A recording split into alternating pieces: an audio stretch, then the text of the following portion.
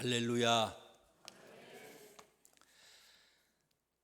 도피성이라고 하는 것은 부지 중에 살인한 사람이 재판을 받기 전에 피살자의 가족이나 친지로부터 보복을 피해서 생명을 건지고 도피할 수 있도록 마련된 성읍을 도피성이라고 합니다. 도피성으로 향하는 길에는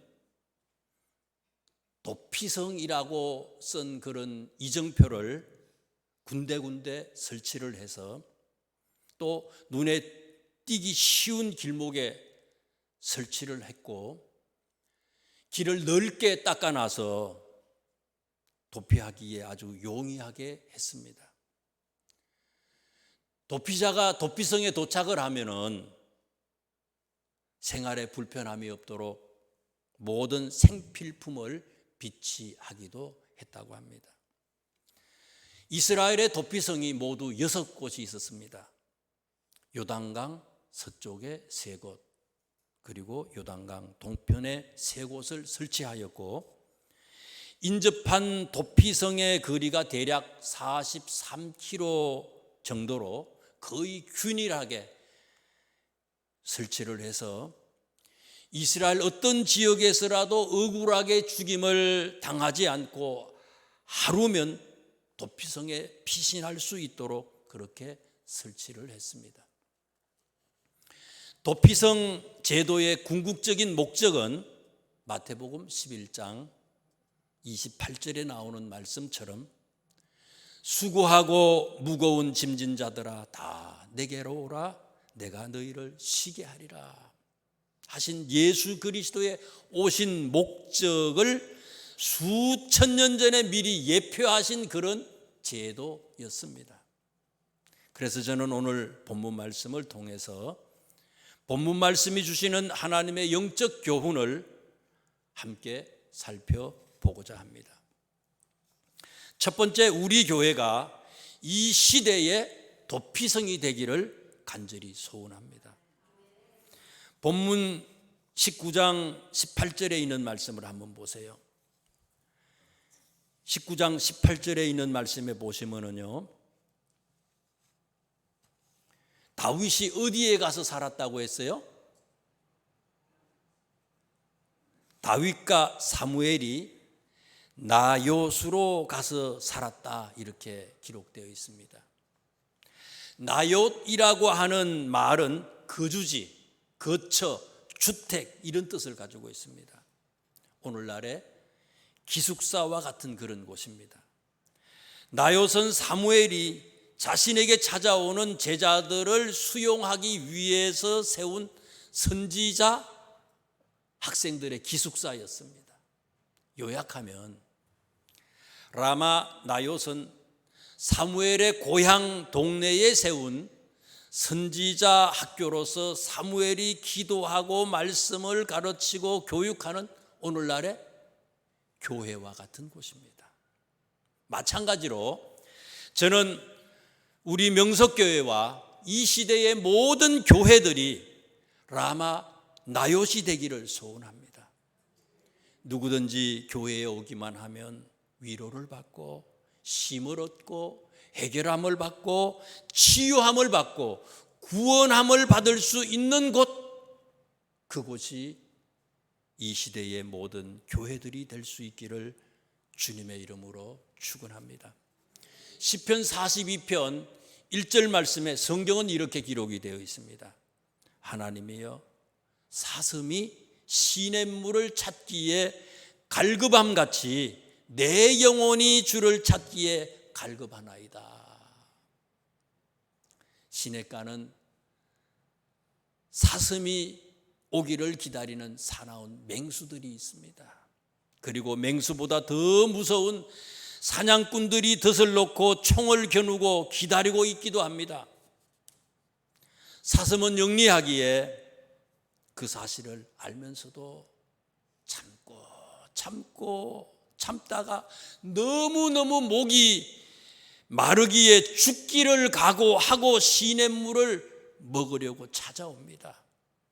이 말씀은 교회의 존재 목적이 무엇인지에 대한 그런 말씀입니다. 교회는 교회를 찾는 많은 사람들에게 목마름을 시원하게 하는 능력이 있어야 한다는 얘기입니다. 요한복음 4장 말씀에 보면 사마리아 여인에게 예수님이 당신을 뭐라고 말씀을 하셨어요? 생수를 주는 사람이라고 예수님이 말씀을 합니다. 요한복음 7장 38절에 있는 말씀에도 보면은요, 나를 믿는 자는 성경의 이름과 같이 그 배에서 생수의 강이 흘러나오리라. 교회는 사회 봉사기관이 아닙니다. 인권운동을 하는 인권운동센터도 아니에요. 보수와 진보를 외치는 정치하는 그런 집단도 아닙니다. 교회는 영적으로 목마른 자들에게 예수 그리스도의 풍성한 생수를 공급하는 생명의 전당이 되어야 된다는 얘기입니다. 바로 이런 교회가 우리 명석교회가 될 수 있기를 주님의 이름으로 축원합니다. 두 번째 진정한 교회는 어떤 교회냐? 변화시키는 능력이 있어야 합니다. 20절에 있는 말씀을 한번 보세요. 20절을 보시면 라마 나요선 다윗도 피신을 했지만 이곳에 누구가 찾아옵니까? 성경을 한번 보세요. 20절에 다윗도 왔지만 누구도 함께 찾아왔어요? 다윗을 잡으려고 사울이 보낸 전령들도 찾아옵니다. 말이 전령이지 다윗을 죽이려고 찾아온 뭐예요? 자객들이에요. 그것도 몇 번이나 찾아옵니까? 3번이나 자객들이 찾아왔어요. 23절에 있는 말씀을 또 보세요. 누가 이곳을 찾아왔어요? 23절을 잘 보세요. 성경을. 누가 찾아왔어요? 사울왕이 직접 찾아옵니다. 사울왕은 어떤 사람입니까? 악령에 사로잡혔던 사람입니다. 지금 하나님의 영이 떠났다고 그랬어요. 그 전정장에 보면은 18장 17절에서 19절 말씀에 보면 사울왕은요, 지난번 수요일에도 말씀을 드렸지만 하나님을 말하지만 그 속에는 하나님의 영이 없는 사람이에요. 하나님 없는 행동으로 다윗에게 얼마나 많은 고통을 주었는지 모릅니다.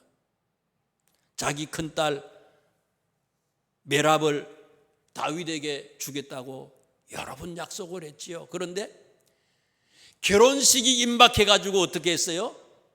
약속을 다 했어요. 자기 큰딸을 주겠다고. 그런데 날짜까지 잡았는데 어떻게 했어요? 다른 사람 아내로 줬다고 그랬어요. 약속을 밥 먹듯이 지키지 않는 사람, 은행 일치가 되지 않는 그런 사람입니다. 본보기가 전혀 되질 않아요. 사울은. 사무엘상 25장 44절에 있는 말씀에 보면요, 사람들이 많이 욕을 했겠지요. 뭐라고 얘기를 했겠지요. 그랬더니 이제는 둘째 딸을 주겠대요. 다윗한테. 사울이 결혼을 했어요. 결혼을 했는데 잘 살고 있는데, 미갈이 다윗하고 잘 살고 있는데 사무엘상 25장 44절에 보면요, 아버지 사울이요 억지로 딸을 다윗하고 갈라서게 만들어요. 그리고는요, 그 딸 미갈을 누구한테 줬어요? 발리라고 하는 사람에게 또다시 결혼을 시켰어요.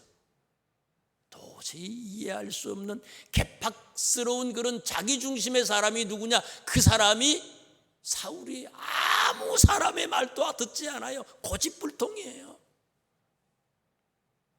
그런데 이런 사람들이 어떻게 변했다고요? 다시 한번 20절에 보세요. 이런 사람들이 변했어요. 20절에 있는 말씀에 보니까 사울이 다윗을 잡으려 전령들을 보냈더니 그들이 선지자 무리가 예언하는 것과 사무엘이 그들의 수령으로 선 것을 볼 때에 성경을 보세요. 하나님의 영이 사울의 전령들에게 임함에 그들도 예언을 한지라. 뒤에 보니까 뭐라 그랬어요? 그들도 예언을 했다. 자객들도 예언을 하고 사울도 예언을 해요. 그 뒤에 보세요. 찾아왔던 3번이나 찾아왔던 자객들이 전부 예언을 하잖아요. 모두가 다 예언을 했어요. 그리고 사울도 어떻다고요? 23절에 보니까 23절의 말씀에 보면요, 사울도 예언하는 사람이 됐어요. 사울도. 하나님이 원하시는 교회는 이런 교회라는 겁니다. 악한 마음을 가지고 있는 사람이 교회 안에 들어오면은 마음이 녹고 변해서 선한 사람이 되는 라마 나요과 같은 교회, 이런 교회가 진짜 교회고 교회의 목적이라고 하는 사실입니다. 신앙은 변화하는 힘입니다. 한번 따라해 보세요. 다 같이. 신앙은 변화하는 힘이다. 앞에 사람, 뒤에 사람, 옆에 있는 사람들하고도 얘기해 보세요. 신앙은 변화하는 힘입니다. 신앙이 좋다는 게 뭡니까? 열심히 기도하고 열심히 찬양하고 열심히 성경 말씀 묵상하는 사람, 그것만을 얘기하는 게 아니에요. 물론 기도도 하고 찬송도 하고 성경도 묵상해야 되지만 기도만 하고 기도를 통해서 변화하는 힘이 없다면 그건 기도가 아니라는 거예요. 찬송만 있고 찬송에 변화하는 힘이 없다면 그거 찬송이 아니라는 거예요. 성경은 수백 번 읽었어요. 교회는 30년, 40년을 당겼어요. 그런데 열매가 없고 변화하는 힘이 없다면 성경을 잘못 읽고 교회를 잘못 다녔다는 거예요. 히브리서 4장 말씀에 4장 12절에 성경은 이렇게 말씀합니다.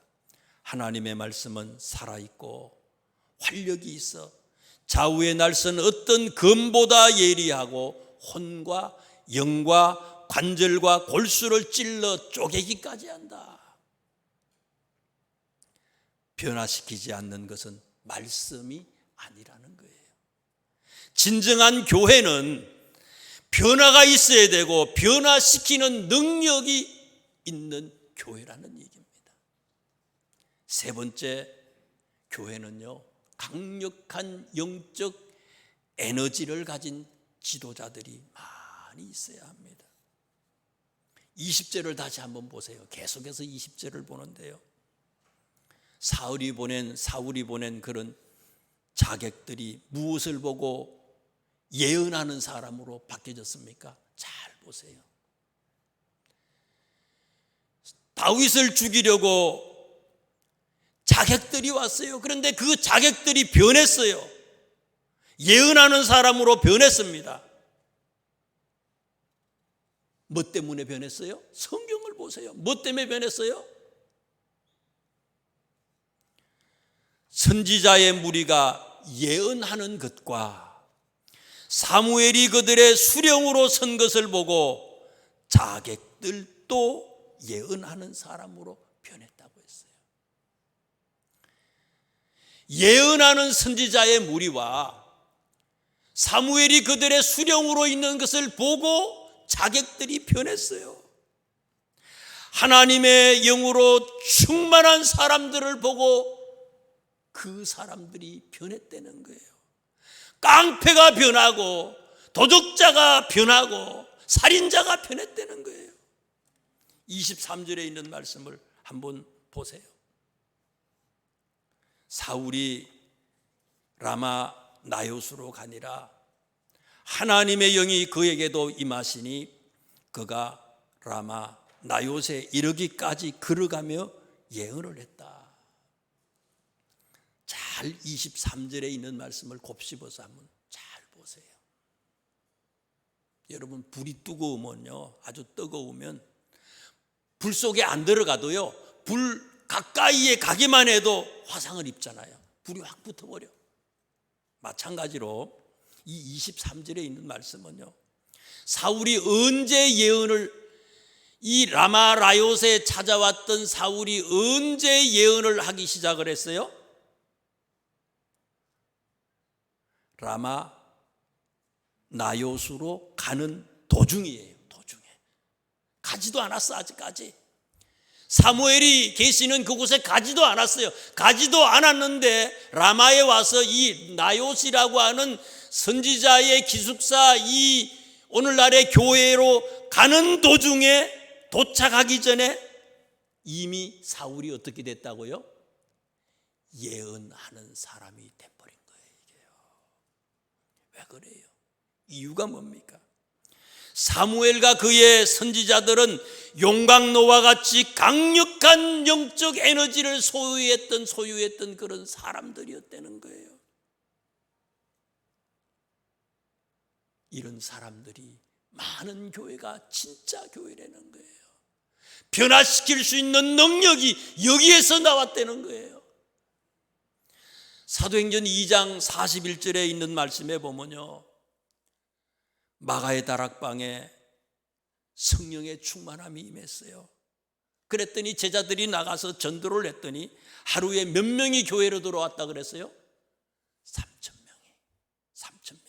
이날의 신도의 수가 3,000이나 더했다.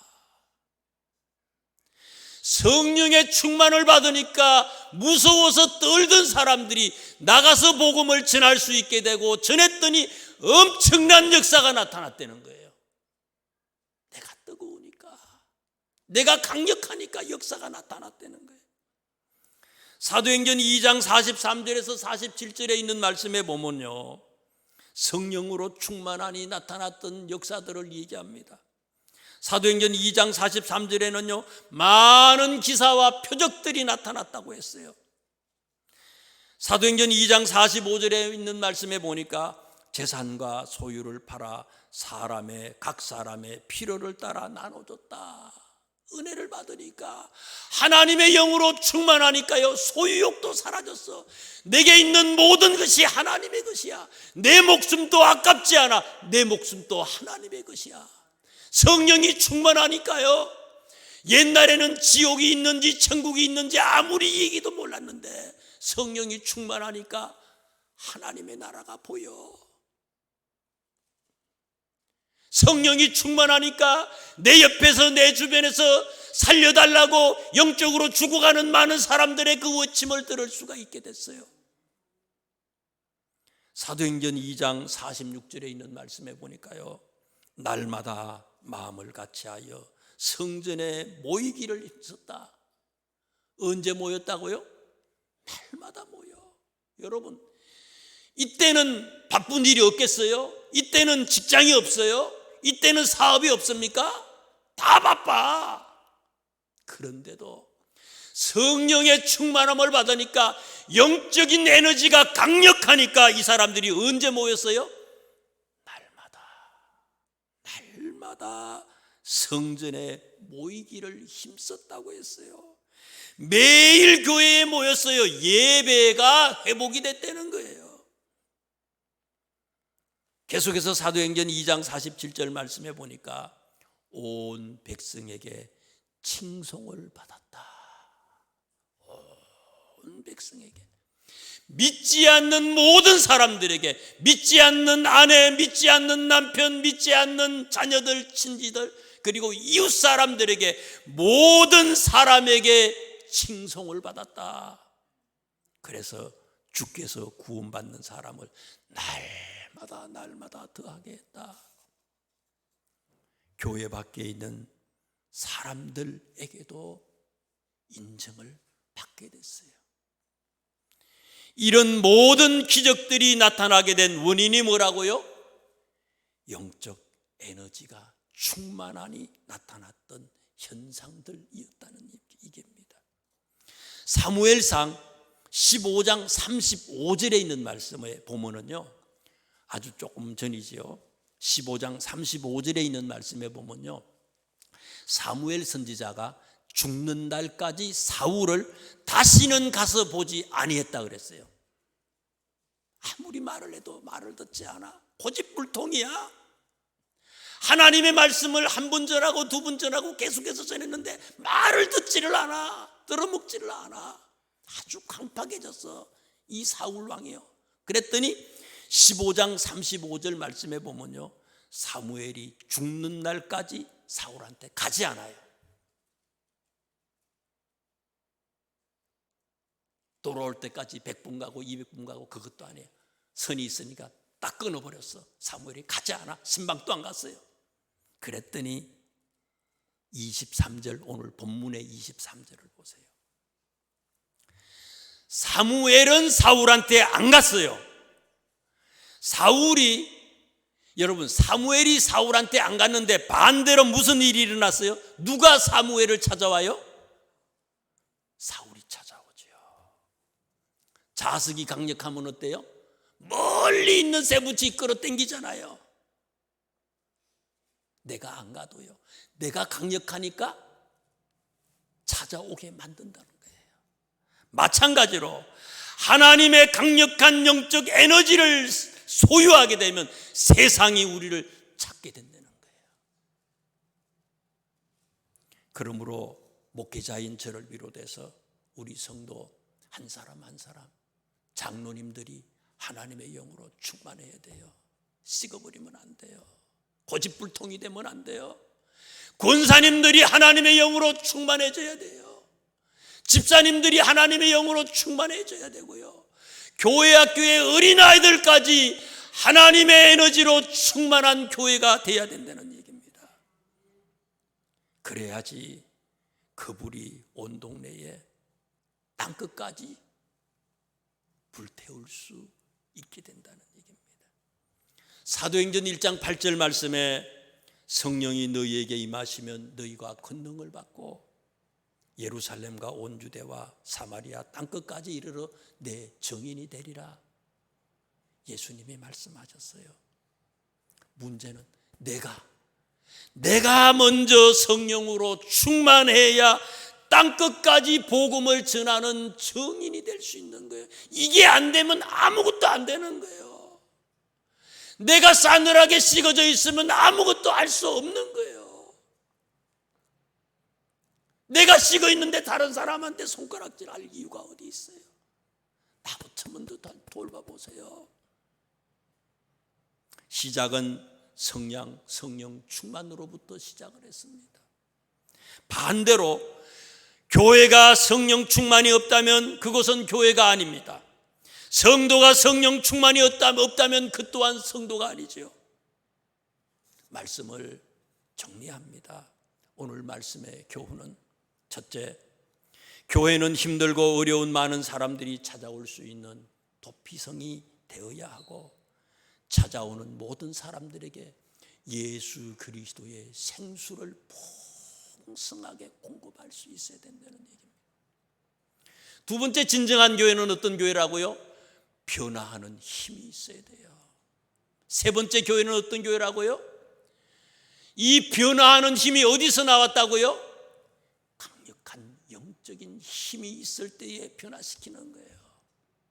우리 모두가 사무엘의 그 선지 생도들처럼, 사무엘처럼 하나님의 영으로 충만해서 교회가 부흥이 되고 세상을 부흥시키고 하나님을 기쁘시게 하는 그런 주인공들이 다 되실 수 있기를 주님의 이름으로 축원합니다. 기도하겠습니다. 하나님,